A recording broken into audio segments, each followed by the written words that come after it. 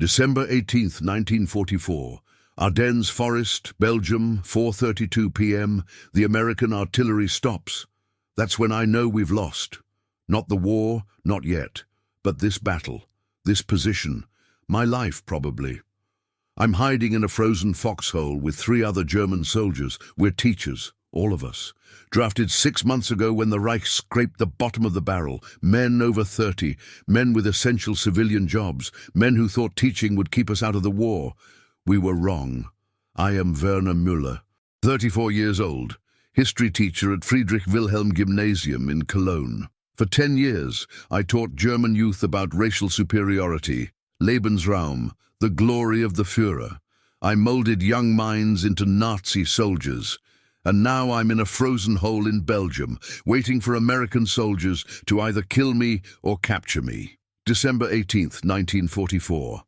The Ardennes offensive has failed. American forces are counter-attacking. We have no ammunition, no food, no hope. I think about my students, the boys I taught who are now dead in Russia, the lies I told them, the truth I never taught. God forgive me. This is the story of teaching the wrong things and being given a second chance you don't deserve. Subscribe to hear how perpetrators face consequences and redemption, like if you believe in complicated forgiveness. Comment: can someone who taught Nazi ideology ever teach again? Should they? Let's discuss the difficult questions. American voices, English, getting closer. Footsteps in snow. Come out, hands up, Hände hoch, come out now. The soldier next to me, Hoffmann, a mathematics teacher from Stuttgart, looks at me. Do we fight? Fight with what? We have 1 rifle between 4 of us, 3 bullets. We're cold, starving, and defeated. No, I say, we surrender. We climb out of the foxhole, hands raised. 4 middle-aged German men in threadbare Wehrmacht uniforms, not even proper soldiers, just teachers who got drafted. American soldiers surround us. Young men, well-fed, warm coats, good weapons. They look at us with a mixture of contempt and pity. Any officers? One asks in terrible German. No, just soldiers. Enlisted men. They search us, take our identification papers. One American soldier looks at my Soldbuch, the Wehrmacht paybook and ID. Teacher, he says, reading. You're a teacher?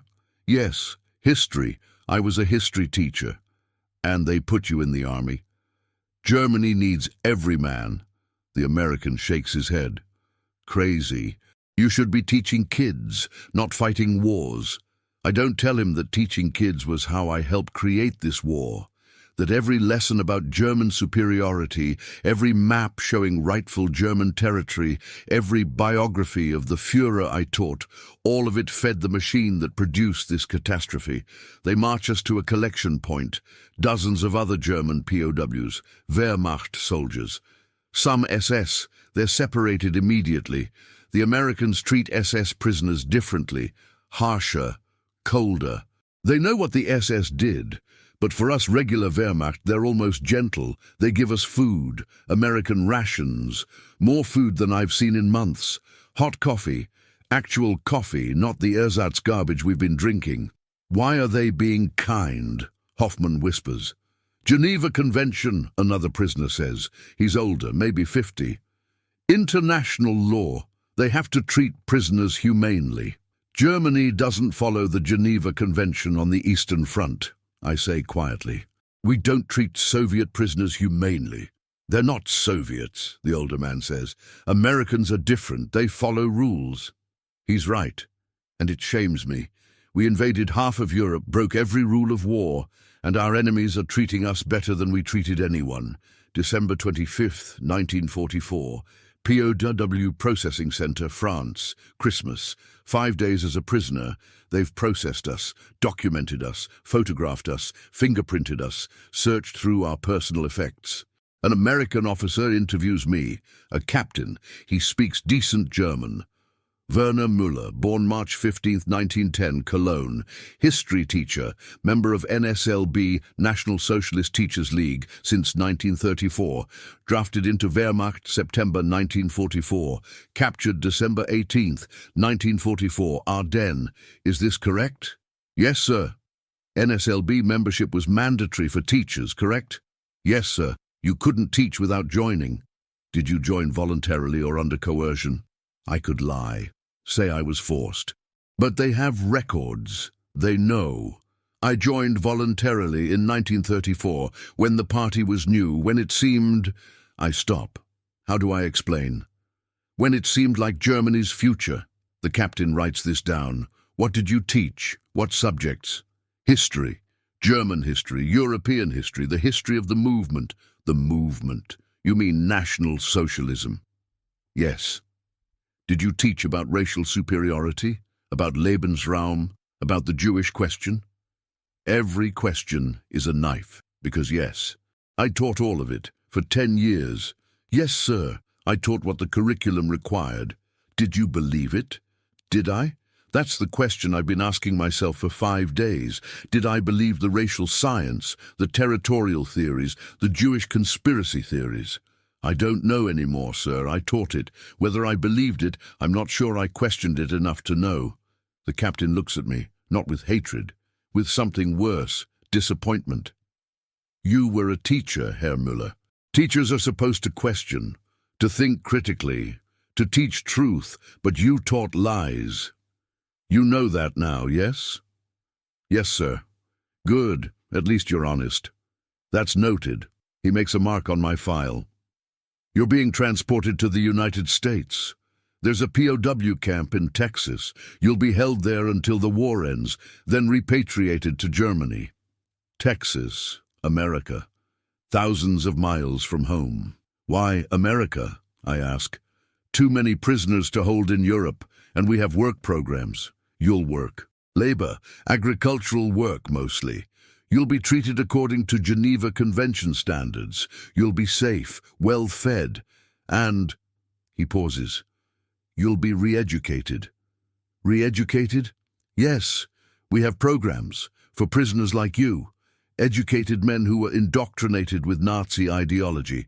We're going to teach you what you should have been teaching your students. Truth, democracy, real history. The irony is thick. They're going to teach the teacher. January 15th, 1945, Camp Hearn, Texas, United States. The ship voyage was long, uncomfortable but safe.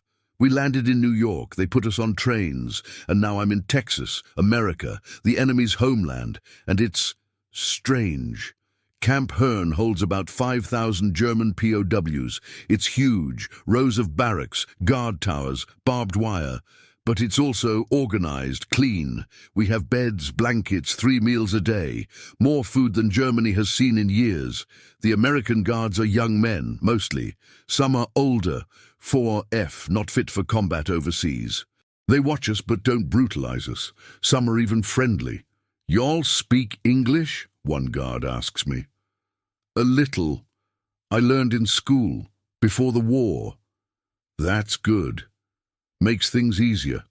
You seem like a decent guy. Not like some of the Nazi fanatics we get. They're trouble.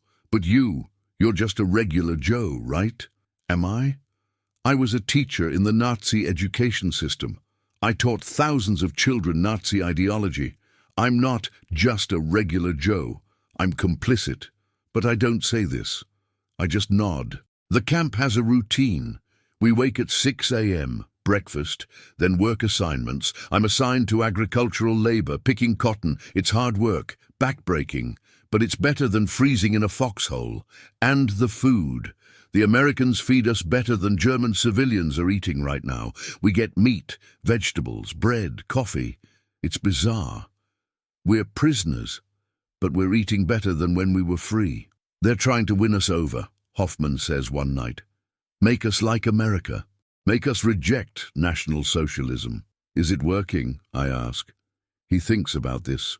Yes, I think it is. How can I believe Germany is superior when Germany is starving and America has all this? It's a fair point. The propaganda said Germany would conquer the world. But here we are, prisoners, and our captors have more wealth, food, and resources than we ever did. In February, the re-education program begins. They call it the Intellectual Diversion Program. They want to divert us from Nazi ideology.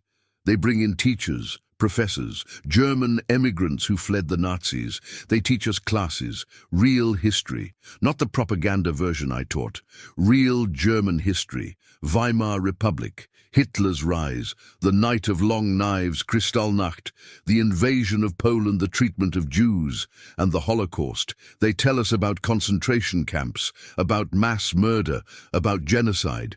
Most prisoners don't believe it. American propaganda, they say. Atrocity stories to demonize Germany. I want to believe it's propaganda too, because if it's true, if the camps are real, then I helped, not directly, but I taught the ideology that made it possible. I taught children that Jews were enemies, that Slavs were subhuman, that Germans needed living space. If the camps are real, I have blood on my hands. In March, they show us films, actual footage, from liberated concentration camps, Buchenwald, Dachau, Bergen-Belsen. The images are beyond comprehension. Piles of bodies, living skeletons, mass graves, gas chambers, crematoriums. Some prisoners walk out, refuse to watch. Propaganda, fake. I stay, force myself to watch, every frame, every horror, because I taught this. Maybe I didn't build the camps, maybe I didn't operate the gas chambers, but I taught the children who grew up to do these things. I taught them that this was justified, that Jews were vermin, that elimination was necessary. I taught genocide and called it history. When the film ends, I vomit, right there in the theater. I'm not the only one. An American officer, a Jewish American, I learn later, approaches me. Still think it's propaganda, Herr Müller? No, sir. Good, because it's real. All of it, every body, every victim, real people murdered by your government in your name. I didn't know, I say weakly. Didn't you? You taught racial superiority. You taught that Jews were enemies. What did you think would happen? Did you think the rhetoric was just words, just theory? No. Words have consequences. Teaching has consequences. You helped create this. He's right. God help me, he's right. What do? I ask. How do I live with this? The officer looks at me. You acknowledge it. You accept responsibility. You never deny it. You never minimize it. And if you ever teach again, if Germany ever lets you teach again, you teach the truth. You make sure no child ever believes the lies you taught. Will I teach again after this? He shrugs. That's not my decision. The occupation government will decide. Denazification tribunals, they'll classify you. Judge your level of guilt. Maybe you'll never teach again. Maybe you will. But if you do, you owe those children truth. You owe the dead truth. May 8th, 1945. Camp Hearn, Texas. Germany surrenders. The war in Europe is over. We hear the news over the camp loudspeakers. The Third Reich is finished. Hitler is dead. Suicide in his bunker. Germany is occupied, divided, defeated. Some prisoners cry. Some are relieved. Most are just numb. I feel empty. The country I taught was destined for greatness has collapsed. The ideology I taught has been exposed as murderous lies. The students I taught are dead, or prisoners, or living in ruins. And I'm in Texas, safe, well-fed, alive, while Germany burns. What happens now? Hoffman asks. We wait, I say, until they send us home, to whatever's left. Will they punish us for what we did? I don't know, probably. We deserve it. Hoffman looks at me strangely. You've changed since the films, since the re-education. You're different. I'm just seeing clearly for the first time. I taught lies. I helped create monsters. I'm guilty. You were just a teacher. You didn't kill anyone. I taught children to accept killing. That's not innocent. We don't discuss it further. Some things are too heavy for words. September 1945. They continue the re-education program, democracy classes, American civics, human rights, the UN Charter, the Nuremberg trials. They're broadcasting testimony. We listen to descriptions of atrocities, of medical experiments, of mass murder. Some prisoners still deny it. Victor's justice, show trials. But most of us accept it now. We have to. The evidence is overwhelming. The witnesses are numerous. The documentation is extensive. Germany did this. We did this. I helped make this possible. An American teacher, a civilian now, not military, begins teaching a class on education in democracy. I attend. Education is powerful, he says. It can liberate minds or enslave them. Nazi education enslaved German youth, taught them to hate, taught them to kill. Education in a democracy must do the opposite, must teach critical thinking, questioning, multiple perspectives, truth. I raise my hand. What if the teacher doesn't know truth? What if the teacher was educated in lies? The American teacher looks at me. Then the teacher must re-educate himself, must acknowledge his ignorance, must commit to truth. It's hard, humbling, but necessary. Can such a teacher, one who taught Nazi ideology, can he ever teach again? That depends. Does he acknowledge what he did wrong? Does he commit to teaching differently? Does he have the knowledge and skills to teach truth? If yes, then maybe. Germany will need teachers after the war, good teachers, teachers committed to democracy, teachers who learned from their mistakes. But who would trust such a teacher? That's the question, isn't it? Trust must be rebuilt, slowly, with supervision, with accountability. But people can change, teachers can change, if they're willing to do the work. I think about this constantly. I want to teach again. I love teaching, but I don't deserve to. I betrayed that trust spectacularly. But if Germany needs teachers, and it will, maybe I can earn back that right. Maybe I can teach truth. Maybe I can undo some of the damage I did. Maybe. March 1946, the repatriation begins, thousands of German POWs being sent home, slowly, ship by ship. My turn comes in April. They give us civilian clothes, American clothes, donated by charities. We look ridiculous, middle-aged German men in American suits. They give us documentation, POW discharge papers, medical examinations, and a card. A re-education certificate showing we completed the intellectual diversion program. Keep this, an American officer tells me, in Germany. Show it to the occupation authorities. It will help during denazification. Shows you were cooperative, willing to learn. Will it help me teach again? Maybe. The occupation government needs teachers desperately. German schools are destroyed. Teachers are dead or missing or too compromised by Nazi ideology. They need people who can teach democracy, who can rebuild German education. If you can convince them you've changed, maybe. Thank you, sir, for everything, for the re-education, for treating us humanely, for, I search for words, for showing us what democracy looks like. He nods. Don't thank me. Thank the men who wrote the Geneva Convention and prove you learned something. Go home. Teach truth. That's the thanks we need. April 20th, 1946. Bremerhaven, Germany. The ship docks. I'm back in Germany after 16 months as a POW. After crossing the Atlantic twice, after seeing America, after being re-educated, Germany is unrecognizable. Bremerhaven is ruins, rubble, destroyed buildings, starving people. Everyone looks hollow, grey, dead-eyed. This is what the war did. This is what the ideology I taught created. We're processed through a repatriation center. British and American soldiers manage it. They check our papers, give us ration cards, assign us to occupation zones. Cologne? An American soldier asks, reading my papers. That's British zone. Here's your transit permit. Train leaves tomorrow. Is Cologne, is it destroyed?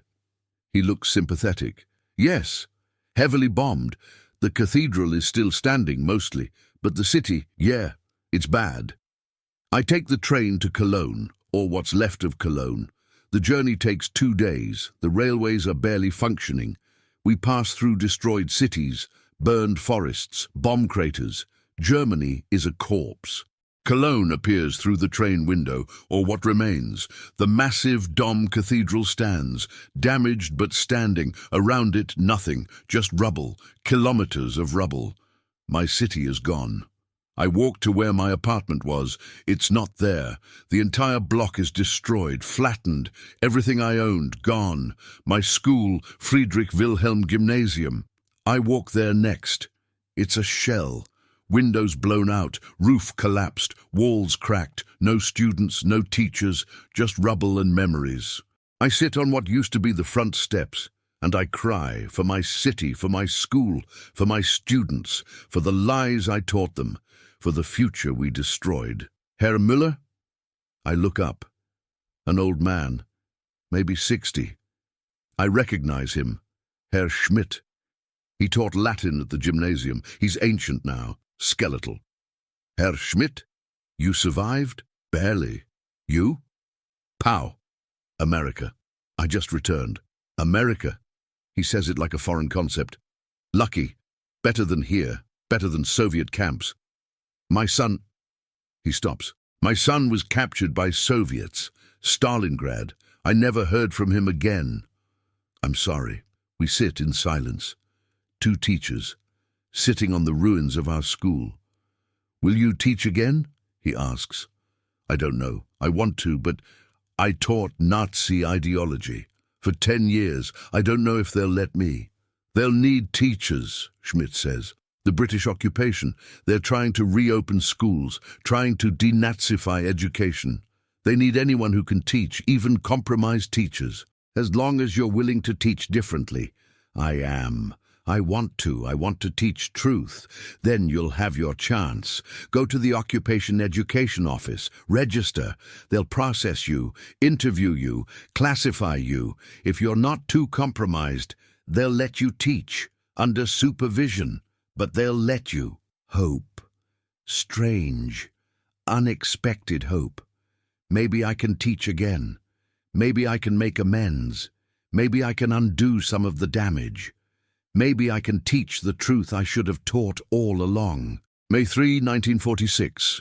British Occupation Zone Education Office, Cologne. The building used to be a bank. Now it's the Administrative Centre for Educational Reconstruction in the British Zone. British officers and German civilian administrators working to rebuild a school system from ashes. I wait in a corridor with 24 other former teachers. All men, all middle-aged. All looking nervous. We're here for denazification interviews. The first step toward maybe, possibly, teaching again. Werner Müller, a British officer, calls my name. I follow him into a small office. 2 people wait inside, the British officer, Captain Richardson, and a German woman, maybe 40, severe-looking. Dr. Elizabeth Hartmann, former university professor, anti-Nazi. Returned from Swiss exile to help rebuild German education. Her presence terrifies me more than the British officer. She knows, she understands what Nazi teachers did, and she won't be lenient. Sit, Herr Müller, Captain Richardson says in excellent German. This is your denazification interview. We'll ask questions. You answer truthfully. Understood? Yes, sir. Dr. Hartmann opens my file. Werner Müller. Born 1910, studied history at University of Cologne. Teaching certificate 1932, began teaching 1933. Joined NSLB, National Socialist Teachers League, January 1934. Taught at Friedrich Wilhelm Gymnasium until drafted September 1944. POW in America. Repatriated April 1946. She looks up. You joined the Teachers League voluntarily, before it was mandatory. Yes. Why? The question I've been dreading. I was young, 23. The Nazis had just come to power. There was excitement, energy. Germany felt... I searched for words. Felt like it had a future again. After the Depression, after Weimar's failures, I believed. I joined. What did you believe? That Germany could be great again, that we'd been treated unfairly at Versailles, that we needed strong leadership, national unity, renewal, and the racial ideology, the anti-Semitism. Did you believe that too? I could lie, minimize. But the American officer's words echo. Acknowledge it, accept responsibility. I accepted it. I don't know if I actively believed every detail of racial theory, but I didn't question it. I taught it. For 10 years, I taught children that Jews were enemies, that Aryans were superior, that Germany needed living space. I taught all of it. Dr. Hartman writes this down. Her face shows nothing. Did you know about the concentration camps? I knew they existed. I thought they were for criminals, political prisoners. I didn't know about... I stop. I didn't know about the extermination, the gas chambers, the mass murder, not until the Americans showed us films at the POW camp. Did you suspect? Harder question. I heard rumors, whispers, people disappearing, but I didn't investigate, didn't ask questions. I told myself it was propaganda, allied lies. I chose not to know. And now I know the truth. I've seen the films, the evidence. I know what happened, what my government did, what the ideology I taught enabled. Captain Richardson leans forward. You completed the re-education program at Camp Hearn. Your certificate shows full cooperation, good marks. The American officers noted you were receptive to instruction and showed genuine remorse. Is this accurate? Yes, sir. The Americans taught me what I should have known all along. Truth, democracy, human rights. They showed me what my teaching had helped create. The camps, the genocide, the destruction. I accept responsibility for my part in it. Your part was teaching, Dr. Hartman says coldly. Not killing directly, but teaching, molding minds. How many students did you teach Nazi ideology to? I've done this calculation. Approximately 800 students, over 10 years, history classes, ages 14 to 18. All of them received Nazi curriculum from me. And how many of those students are now dead, fighting for Hitler? The knife twists deeper. I don't know. Many. Perhaps half. The war took a generation. A generation you helped create, she says flatly. Yes, silence. Captain Richardson and Dr. Hartman exchange glances. She writes something in my file. Herr Müller, Captain Richardson says. Under denazification regulations, we classify individuals into 5 categories. Category 1, major offenders, Nazis who committed serious crimes. Category 2, offenders, active supporters who profited. Category 3, lesser offenders, participants who weren't deeply involved. Category 4, followers, nominal participants. Category 5, exonerated victims or non-participants. He pauses. Based on your record, you could be classified Category 2 or 3. You joined voluntarily. You were an active teacher in the Nazi system. You taught propaganda. This is serious. My heart sinks. Category 2 means major punishment, possible imprisonment, definitely no teaching, ever. However, Dr. Hartman says, you were not in the SS. You committed no direct violence. You cooperated with re-education. You show remorse. And, she looks at me carefully, and Germany desperately needs teachers. We have 80% of our teaching force compromised by Nazi membership. We can't fire all of them. We have millions of children to educate. We must rebuild the system, so we must make difficult choices. What are you saying? I ask. We're classifying you Category 3, lesser offender. You'll pay a fine. You'll be subject to restrictions. No political activity, no positions of authority outside teaching, regular supervision. And, if you want to teach again, you'll be on probation, closely monitored. Any sign of Nazi ideology, any failure to teach democratic values, and you're finished, permanently. I can barely breathe. You're letting me teach. We're giving you a chance to earn back that right, Captain Richardson says. You'll start as a provisional teacher, supervised. You'll teach only approved curriculum. You'll attend mandatory democracy training. You'll be evaluated constantly. If you succeed, after 2 years, you'll be certified fully. If you fail, you're done. I won't fail, I say. I swear, I'll teach truth, I'll teach democracy, I'll make amends. You can't make amends, Dr. Hartman says sharply. The students you taught are dead. The ideology you spread contributed to genocide. You can't undo that. But her voice softens slightly. You can teach the next generation differently. You can make sure no child believes the lies you taught. That's not redemption, but it's something. She's right. I can't undo the past, but I can teach truth going forward. When do I start? I ask. September, the new school year. We're reopening Friedrich Wilhelm Gymnasium. Partially. 3 classrooms, maybe 100 students. You'll teach history, under British supervision. A British education officer will observe your classes regularly, show us you've changed, prove you can teach democracy. I nod. Thank you. I won't disappoint you. You already disappointed us, Dr. Hartmann says, for 10 years. Now don't disappoint us again. September 2nd, 1946, Friedrich Wilhelm Gymnasium, Cologne. The school looks different, partially rebuilt. 3 classrooms cleared of rubble, windows repaired, desks scavenged from other destroyed schools. A German flag, no swastika, just the simple tricolour, strange to see. I stand outside the building. My hands shake. I'm terrified, terrified I'll fail. Terrified I'll revert to old habits, terrified I don't deserve this chance. Herr Müller? I turn. A young British officer, maybe 25. Lieutenant Charles Pemberton, Education Corps. He's here to supervise me. Lieutenant Pemberton, good morning. Nervous? He asks in German. Extremely. Good, you should be. This is serious.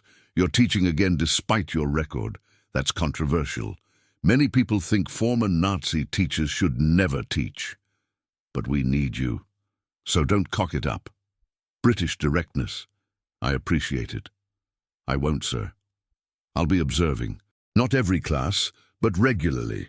I'll review your lesson plans, your materials, your interactions with students.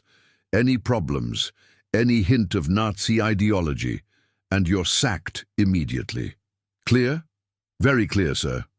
We enter the school. The headmaster, Herr Fischer, is new. He's 60, pulled out of retirement because younger teachers are dead, compromised or missing. He's old school, Weimar era, never joined the party, one of the few. Müller, he says stiffly, I'm not happy about this. I know what you taught, but the British say we need you, so you're here, but I'm watching closely. I understand, Herr Fischer, I'll prove myself.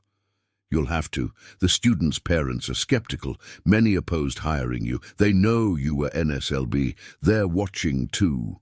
Great. Students, parents, British headmaster, all watching. All ready to condemn me at the first mistake. No pressure. My classroom is small. 30 desks. A chalkboard. Maps. New maps, not the ones showing Greater Germany. These show Germany as it is now, divided, occupied, reduced. The students arrive, 16-year-olds born in 1930. They grew up entirely under Nazi rule. Everything they know, everything they were taught is Nazi ideology, just like I taught. Now I have to unteach it. Good morning, I say. I'm Herr Müller. I'll be your history teacher this year. They stare at me, silent, wary. These children have been through hell, bombings, starvation, losing fathers, brothers, homes. They're traumatized, hardened, skeptical. I know many of you are wondering about me, I continue, who I am, what I taught before. So I'll be honest. From 1933 to 1944, I taught at this school. I taught Nazi ideology. I taught racial superiority, Lebensraum, Führerprinzip, all of it. I taught lies. They shift uncomfortably. No teacher has ever said this before. I was wrong, completely wrong. The ideology I taught led to war, to genocide, to the destruction of Germany. I accepted that ideology without questioning it, and I passed it to students who died believing those lies. That's my responsibility, my guilt. A hand raises. A boy, thin, serious. Then why are you teaching now? If you taught lies, why should we believe you now? Fair question. Because I learned truth as a POW in America. The Americans re-educated me, showed me real history, real evidence, the concentration camps, the genocide. The reality of what Nazi ideology created. I saw it. I accepted it. And now I'm committed to teaching truth, not ideology, not propaganda. Truth. How do we know this isn't just different propaganda? A girl asks. British propaganda instead of Nazi propaganda? Smart girl. Critical thinking. Exactly what I need to encourage. You don't know, I admit. You shouldn't just believe me, or the British, or anyone. You should question, think critically, examine evidence, compare sources. That's what real education is, not accepting what you're told, but learning to think for yourself. They look confused. No Nazi teacher ever said this. That's what we'll do this year, I continue. We'll study history, real history, German history, European history, the war. But we'll use multiple sources. We'll question, we'll think critically. We'll learn to distinguish truth from propaganda. Because Germany's future depends on citizens who can think, who can question, who won't blindly follow ideology ever again.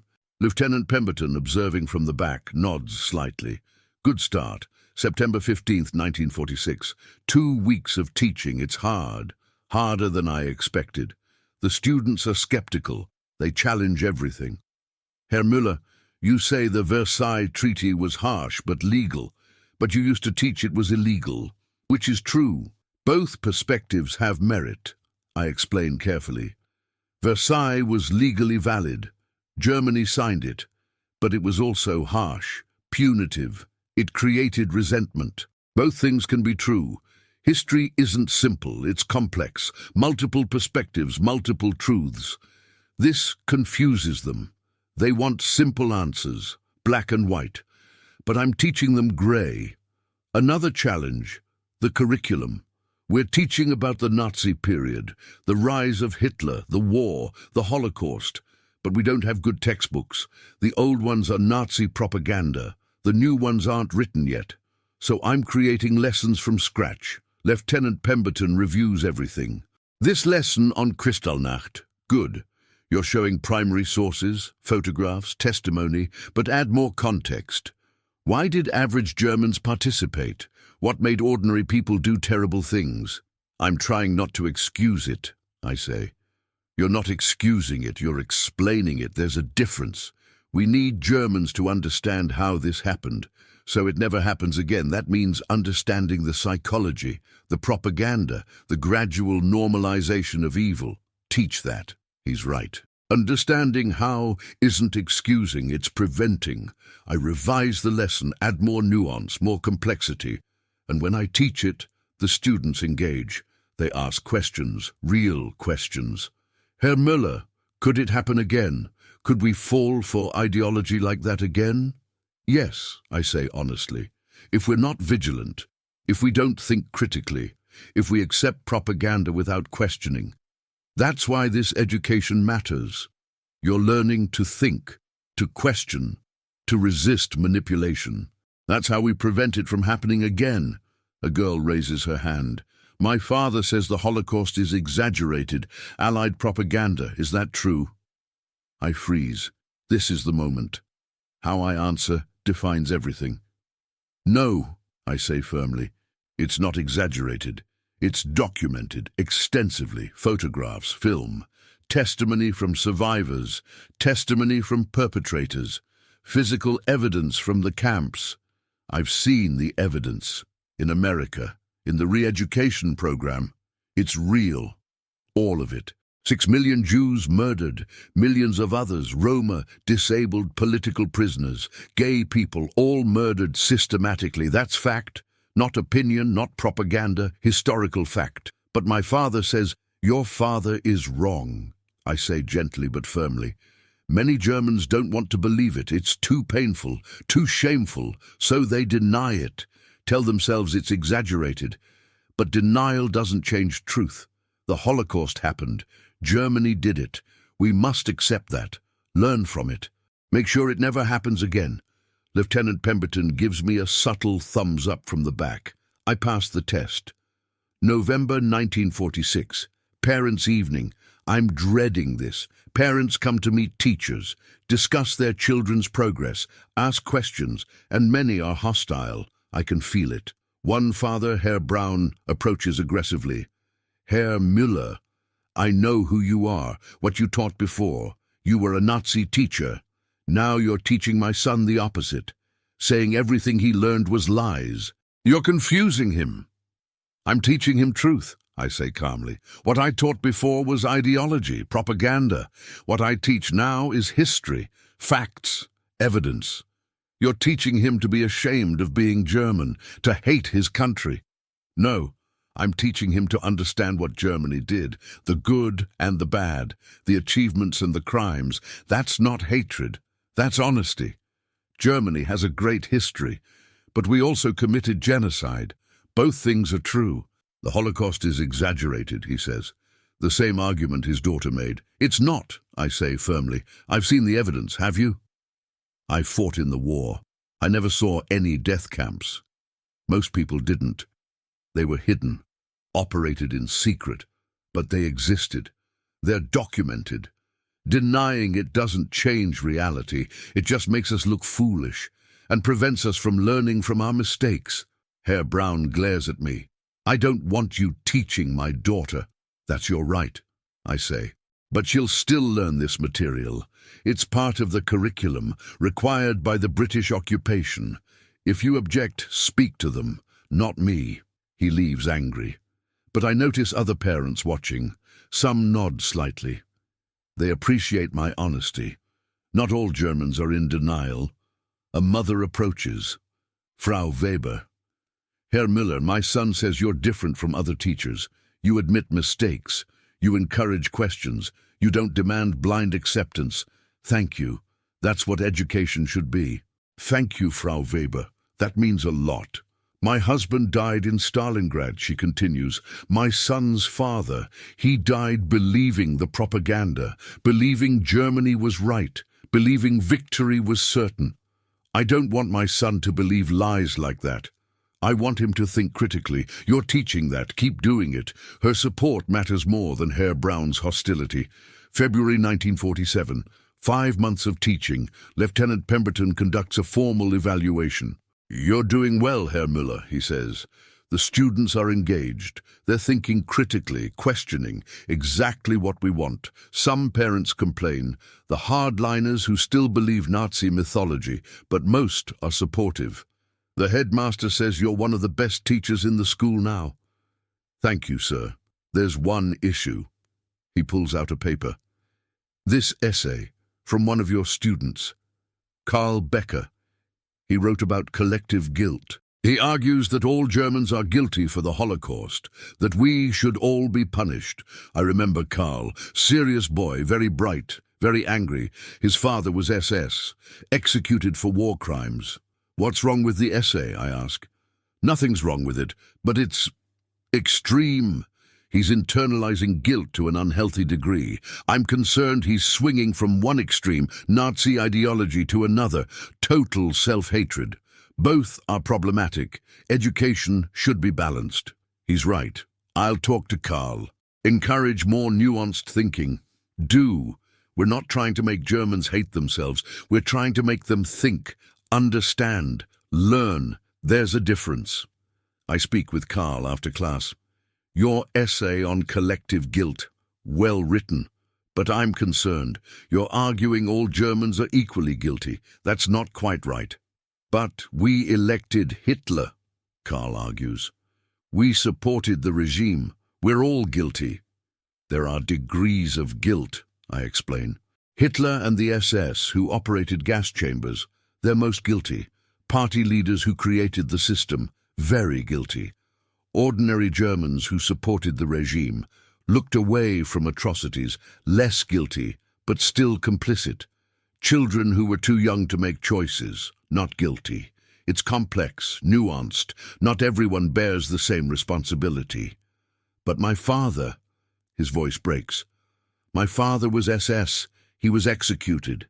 He was guilty, and I'm his son. Doesn't that make me guilty too? No, Karl. You're not responsible for your father's crimes. You were a child. You didn't choose what he did, but you do have a responsibility now to learn from it, to not repeat it, to build a better Germany. That's your responsibility, not guilt for what your father did. Karl looks at me. But you feel guilty, don't you, for what you taught, even though you didn't kill anyone directly? Yes, I feel guilty. I contributed to the system that killed millions. I taught the ideology that enabled it. That's my burden, but it's not paralyzing guilt, it's motivating guilt. It makes me determined to teach truth now, to prevent it from happening again. That's the difference between productive guilt and destructive guilt. Karl nods slowly. I understand. I think. Write another essay, I suggest. This time about responsibility going forward, not guilt for the past, but responsibility for the future. What can your generation do to ensure this never happens again? He agrees. And when he submits the new essay, it's better, more balanced, more hopeful. That's what education should do, not crush spirits, but redirect them, channel them toward building something better. June 1947, end of the school year. I've survived. 9 months of teaching, no major incidents, no reversion to Nazi ideology, no dismissal. Lieutenant Pemberton conducts a final evaluation. Congratulations, Herr Müller. You've completed your first year successfully. You'll continue next year. Same conditions, continued supervision, but you're on track for full certification in September 1948 if you maintain this standard. Relief floods through me. Thank you, Lieutenant. I won't fail. You haven't failed yet. But stay vigilant. Teaching truth after teaching lies. It's hard. There will be temptations, old habits, pressure from hardline parents, resistance from students who still believe Nazi mythology. Stay strong. Keep teaching truth. I will, sir. The students thank me on the last day. Most of them, not all, some still resent me, but many appreciate what I'm trying to do. One student, Anna, gives me a small gift, a book. The Diary of Anne Frank. It's been published recently, translated into German. Read this, Herr Müller, she says. It's important. It shows what the ideology you taught did to real people, real children, like us. I'm stunned. She's right. I should read it. I must read it. That night, I read the diary, all of it, without stopping. And I cry. Because Anne Frank is the same age as my students. She had dreams, hopes, humanity, and we murdered her. The ideology I taught murdered her. This is what I contributed to. This is what my teaching enabled. I finish the book at 3 a.m., and I make a promise to Anne, to all the victims. I will teach the truth, always, no matter how painful, no matter how difficult. I will make sure every student understands what happened, why it happened, and how to prevent it from happening again. That's my penance. That's my redemption. Teaching truth after teaching lies. September 1948. 2 years of provisional teaching completed. Today is my final evaluation. If I pass, I'm fully certified. No longer provisional. A real teacher again. Lieutenant Pemberton and Dr. Hartmann conduct the evaluation together. They've observed my classes, reviewed my materials, interviewed students, spoke with parents.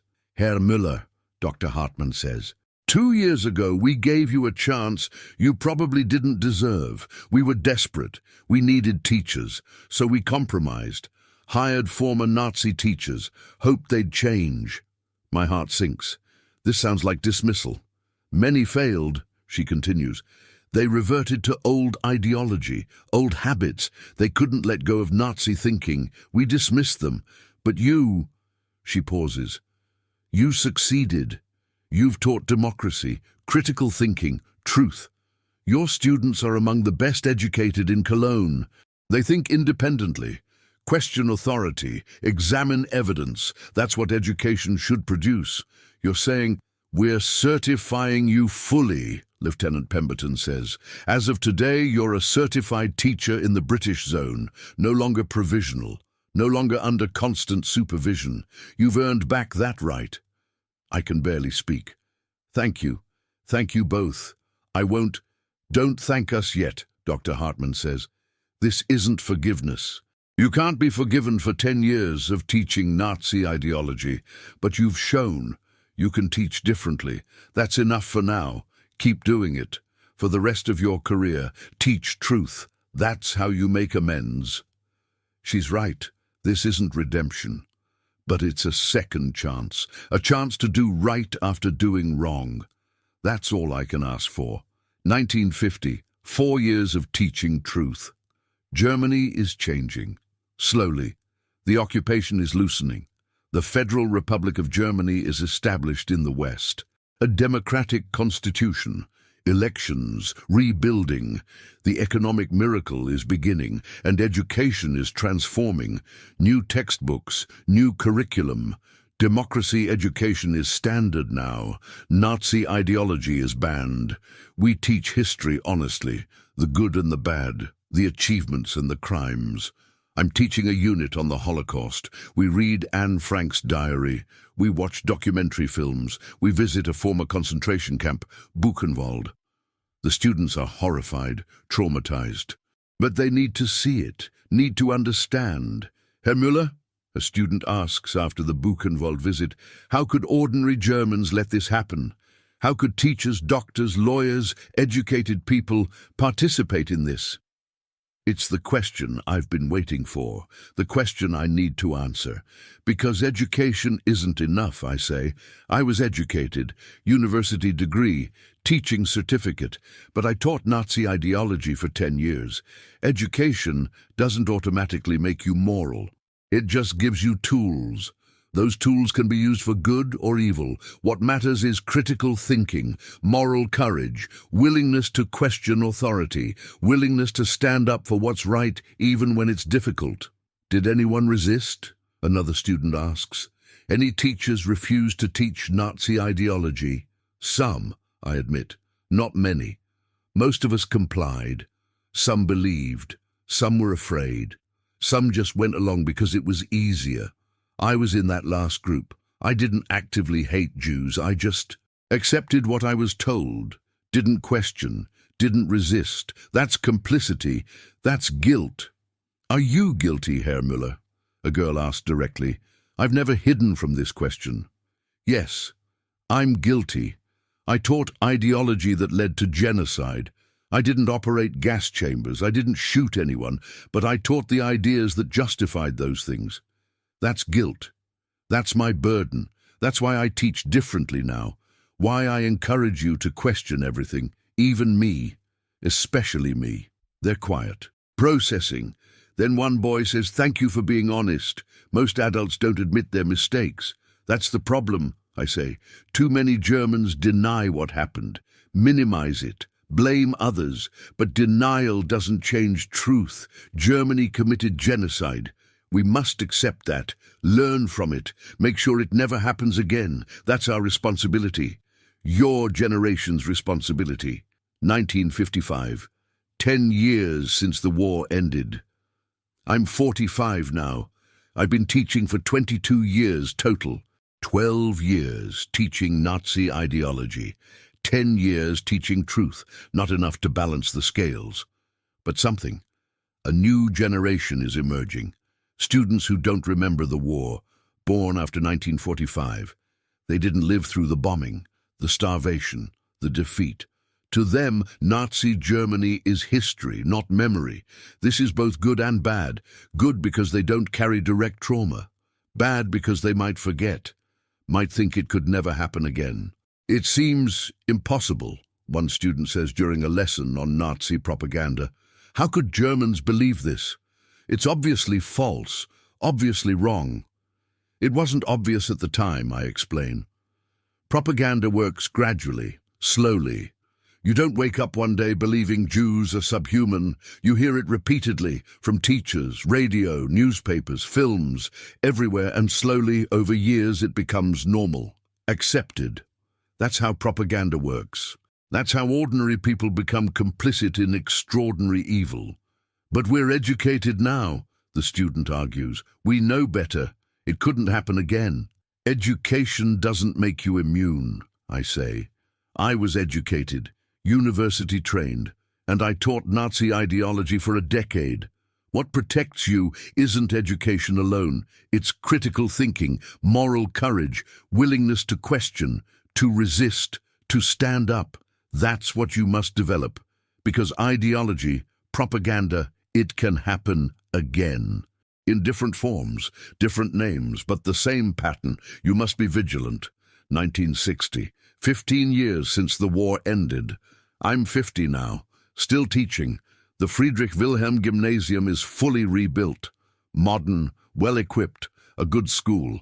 I'm the senior history teacher now, respected, trusted, but sometimes students or parents discover my past, that I taught Nazi ideology, and they question whether I should still be teaching.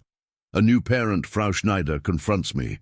My daughter says you taught Nazi ideology during the war. Is that true? Yes, from 1933 to 1944, I taught Nazi curriculum, Nazi ideology. I was wrong, complicit. I've spent the last 16 years teaching differently, teaching truth. But how can we trust you? How do we know you've really changed? You can't know absolutely, I admit, but you can judge by my actions, by what I teach now, by my students' success, by their critical thinking skills, by their understanding of history. Judge me by my work, not just by my past. She considers this. My father was in the resistance. He was executed by the Nazis. I hate everything the Nazis stood for, everything they did. So do I now, I say. I understand if you can't trust me. I understand if you want your daughter in a different class, but I'm trying to make amends. I can't undo the past, but I can teach truth now. That's all I can offer. She looks at me for a long moment. My daughter says you're the best teacher she's ever had. She says you teach her to think, to question, to seek truth. That's what my father fought for, so... She pauses. So I'll give you the benefit of the doubt. But I'm watching. Fair enough. 1965. 20 years since the war ended. The school is celebrating its 150th anniversary. Alumni are invited. Former students return, including some I taught Nazi ideology to in the 1930s and early 1940s. One approaches me. Georg. I taught him in 1941-42. He's 40 now, a doctor, successful, alive. Herr Müller, he says, do you remember me? Georg Hoffmann. You taught me in 41. I remember you were a good student, critical thinker, even then. You taught me to love Germany, to be proud of being German, to believe in the Führer, to accept racial ideology, all of it. My stomach tightens. I did. I'm sorry. I was wrong. I taught you lies. Yes, you did. I believed them. I volunteered for the Hitler Youth leadership. I was going to join the SS. I believed everything you taught. He pauses. Then I was wounded, 1943, Stalingrad. I spent the rest of the war in a hospital, and I had time to think, to question, to realize what we were doing. What happened? I survived. Came home, went to university, became a doctor, and I forgave you. I'm shocked. Forgave me? Yes, because you changed. I heard about what you're teaching now. Truth, democracy, critical thinking. You're trying to make amends. That matters. You can't undo the past, but you're trying to do better. That's redemption. Not perfect redemption, but something. Thank you, I say quietly. That means more than you know. Just keep teaching truth, Georg says. For the students who didn't survive, for the ones who died believing the lies we were taught, teach truth for them. I will, I promise. 1970. 25 years since the war ended. I'm 60 now. Retirement is approaching. I've been teaching for 37 years. 12 years of propaganda, 25 years of truth. The scales are tilting, slowly, but tilting. A young teacher joins our faculty. Michael, 26 years old, born in 1944. He wasn't even alive during the Nazi era. To him, it's ancient history. Herr Müller, he asks one day, is it true you taught during the Nazi period? Yes, from 1933 to 1944. What was it like? Teaching under a dictatorship? I think about how to answer. It was easy, I say finally. That's what's terrifying. It was easy to go along, to teach what you were told, to not question, to prioritize your career over your conscience. It's easy to be complicit. But you changed. After the war, I was forced to change. The Americans re-educated me, showed me what my teaching had enabled. I didn't choose enlightenment. It was imposed on me. That's important. I'm not a hero. I'm someone who did wrong, then was given a second chance. That's different. But you took that second chance. You taught differently. Yes, because I had to live with myself, because I owed it to the students I'd corrupted, because truth matters. But that doesn't erase the 12 years of lies. It just means I tried to do better afterward. Michael nods. That's an important lesson. That people can change, that former perpetrators can become advocates for truth. Sometimes, I caution. Not always. Many former Nazi teachers never changed. They denied. They minimized. They continued believing. I changed because I was forced to confront reality, because the Americans made me watch films of the camps, because I couldn't deny anymore. That's not virtue. That's just accepting unavoidable truth. Still, Michael says, you could have denied. Many did. You accepted, taught differently. That matters. Maybe. Maybe it matters, I don't know. I just know I couldn't teach lies anymore, not after seeing the truth, not after understanding what those lies created. 1972, my final year of teaching. I'm 62, retirement at the end of the school year, 40 years of teaching, 28 years at this school, the longest-serving teacher in the gymnasium's history. They want to honor me, a retirement celebration, speeches, awards. But I don't want that. Don't deserve it. Just let me finish quietly, I tell the headmaster. No ceremony, no awards. I don't want to be honored for teaching truth. That's what I should have been doing all along. But the students insist. They organize a small gathering, just my current classes. They give me gifts, letters, expressions of gratitude. One letter from a girl named Sophie hits hard. Herr Müller, you're the best teacher I've ever had. You taught me to question everything, to think critically, to seek truth. You admitted your mistakes. You showed us that people can change, that past errors don't define you forever, that you can make amends. Thank you for teaching me that. Thank you for being honest. Thank you for teaching truth. I read this letter and cry, because that's all I wanted, to teach truth, to make amends, to show that change is possible. In my final class, I give a final lesson, not history, just reflection. I've taught for 40 years, I begin. 12 years I taught lies, Nazi propaganda, racial ideology, militarism, Führer worship, all of it. I taught thousands of students. Many died believing those lies. That's my guilt, my burden. The students are quiet. They know my story. I've never hidden it. Then I spent 28 years teaching truth, democracy, critical thinking, human rights, real history, not propaganda, truth. That doesn't erase the 12 years of lies, but it's something. It's my attempt at redemption. I pause. You're my last students, my final chance to teach. So I want to leave you with this. Don't blindly trust authority. Not teachers, not governments, not media, not anyone. Think critically. Question. Seek evidence. Compare sources. Form your own conclusions. Because blind obedience, blind acceptance, that's how ordinary people become complicit in extraordinary evil. Is that what happened to you? A student asks. Yes. I didn't hate Jews personally. I didn't want genocide. But I accepted what I was told. I didn't question. I taught ideology without examining it. That's complicity. That's guilt. Don't make my mistake. Question everything, even, especially, things that seem obviously true. That's how you avoid my errors. Another student raises her hand. Do you regret becoming a teacher? No, I say firmly. I love teaching, I always have.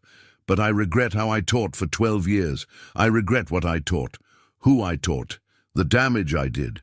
But teaching itself, no, teaching is powerful. It can liberate minds or enslave them. I did both. Now I hope I've liberated more than I enslaved. That's all I can hope for. June 1972, final day. The last class ends. The students applaud. I pack my belongings, my books, my notes, 40 years of materials. I walk through the school one final time. These hallways, these classrooms. I taught here for 28 years. Before that, 12 years teaching poison. In the hallway there's a memorial plaque, installed in 1960. It lists all the students and teachers from Friedrich Wilhelm Gymnasium who died in the war. Hundreds of names. Many were my students, boys I taught, boys who died believing the ideology I gave them. I read the names, every single one. I do this regularly. Penance, remembrance, guilt. They deserved better, I say quietly. They deserved teachers who taught truth, who taught them to question, to resist. They deserved better than me. A hand touches my shoulder. It's the headmaster. You can't change the past, Werner, but you changed the future. For thousands of students, you taught them truth. You taught them to think. That matters, does it? I ask. Does 28 years of truth balance 12 years of lies? I don't know, he says honestly, but it's better than teaching lies for 40 years. You changed. You made amends. Imperfect amends. But something. That's all any of us can do. Make amends for our mistakes. Maybe he's right. Maybe it's enough. Maybe it's not. I'll never know. But I taught truth for 28 years. I taught critical thinking. I taught democracy. I taught about the Holocaust honestly. I made thousands of students question authority, think independently, seek truth. That's my legacy. Not the 12 years of poison, but the 28 years of truth. Not redemption, but something. 1985. 13 years after retirement. I'm 75 now. Old, retired, living quietly in Cologne.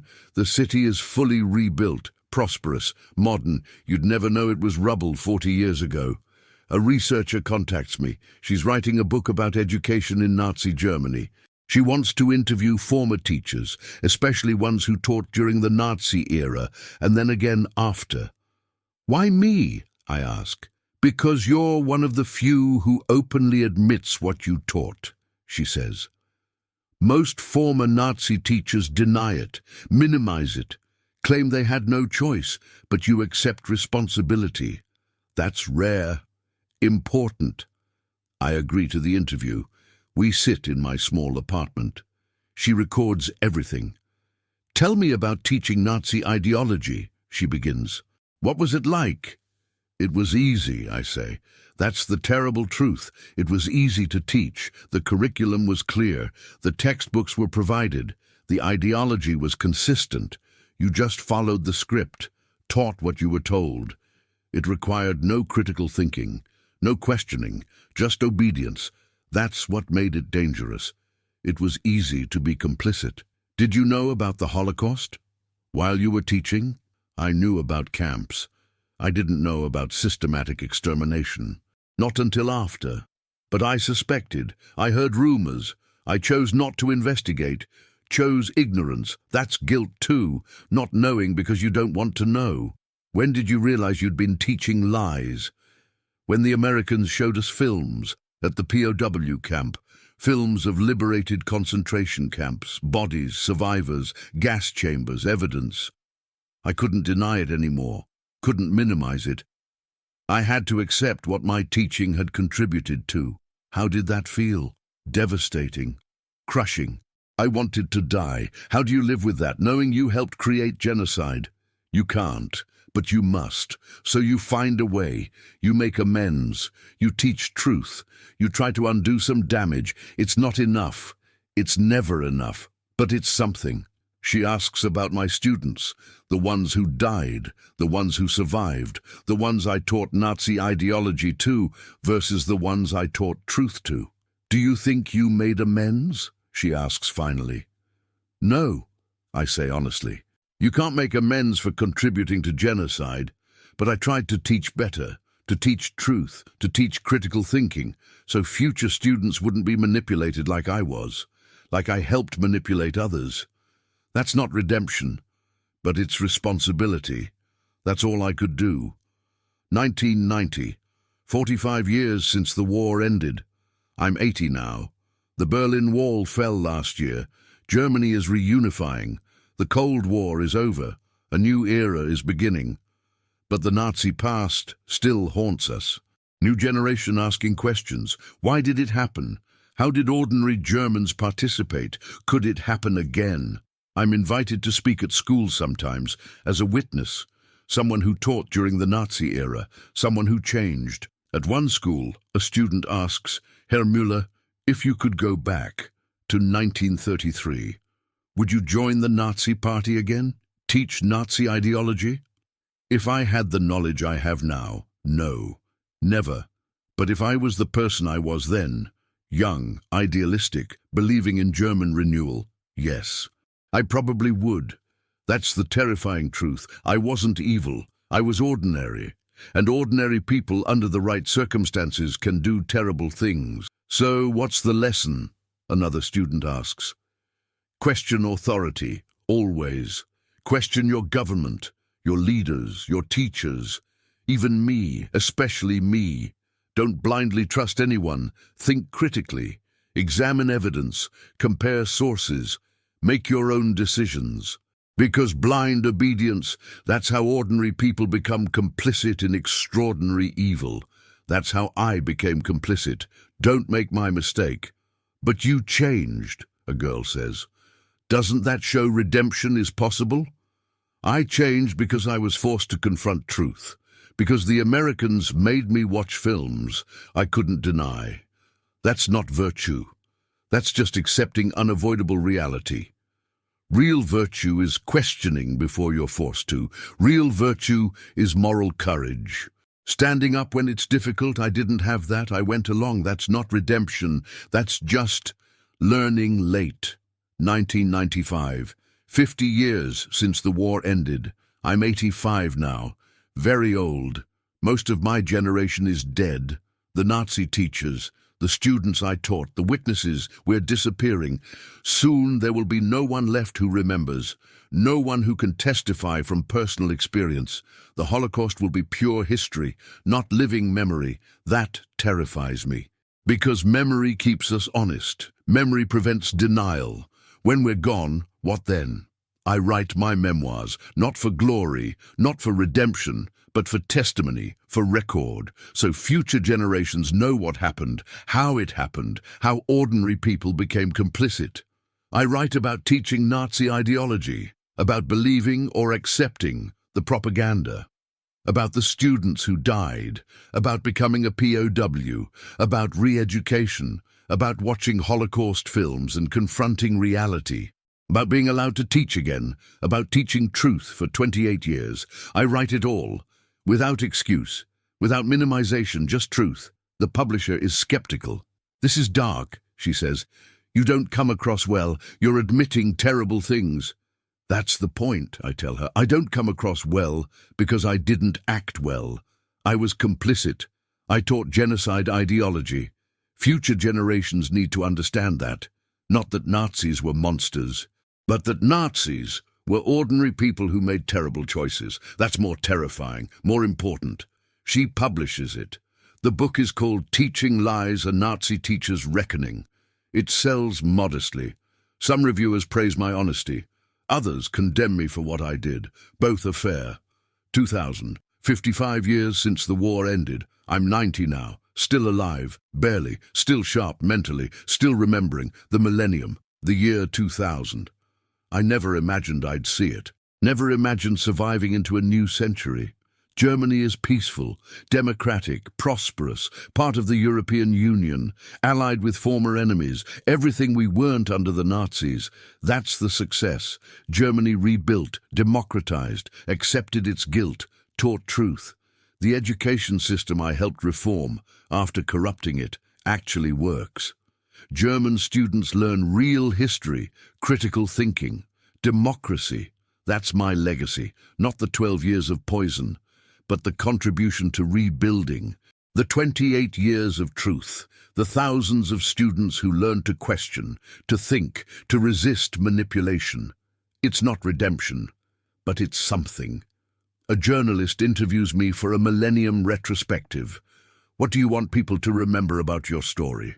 That ordinary people can do terrible things, that education can enslave or liberate, that questioning authority is essential, that complicity is easy, that change is possible but not sufficient, that you can't undo the past but you can learn from it, that teaching truth matters, that democracy requires vigilance, that genocide doesn't happen because of monsters.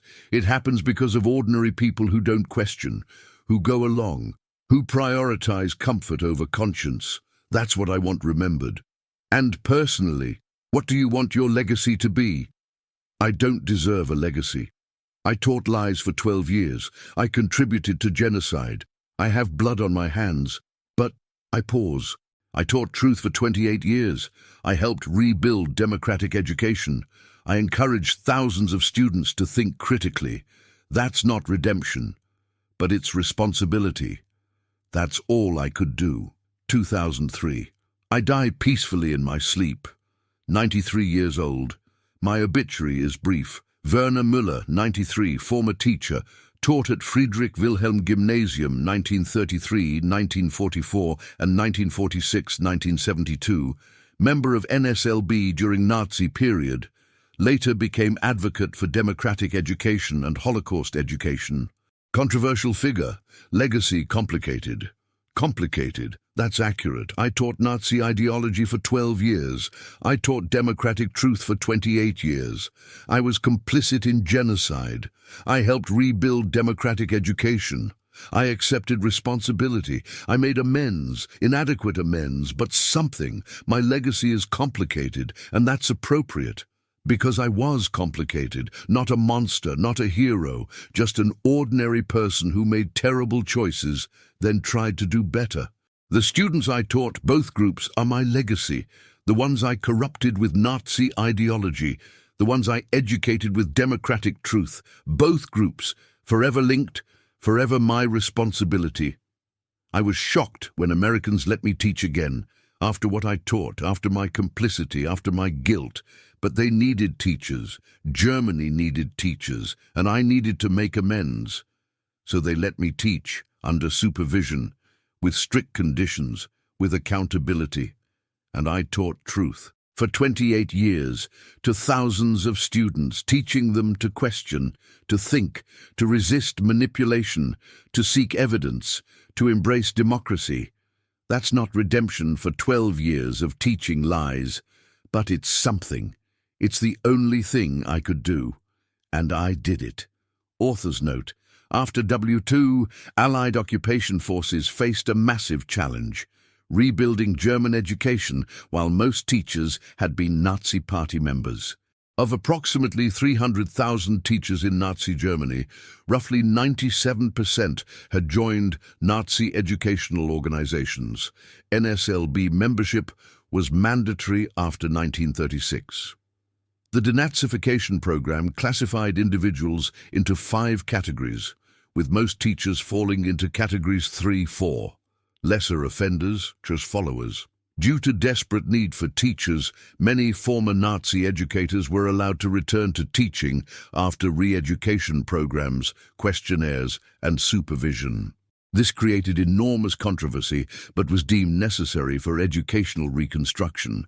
POW re-education programs in the US, holding 371,000-plus German POWs, included the Intellectual Diversion Program aimed at democratic re-education. This story represents the complex reality of rebuilding education with compromised personnel, examining questions of guilt, responsibility, and pragmatic necessity in post-war reconstruction. This is the hardest story yet. Can someone who taught Nazi ideology ever teach again? Should they? Subscribe for the impossible questions history forces us to answer. Like, if this made you deeply uncomfortable, it should. Comment below. Is redemption possible for ideological perpetrators?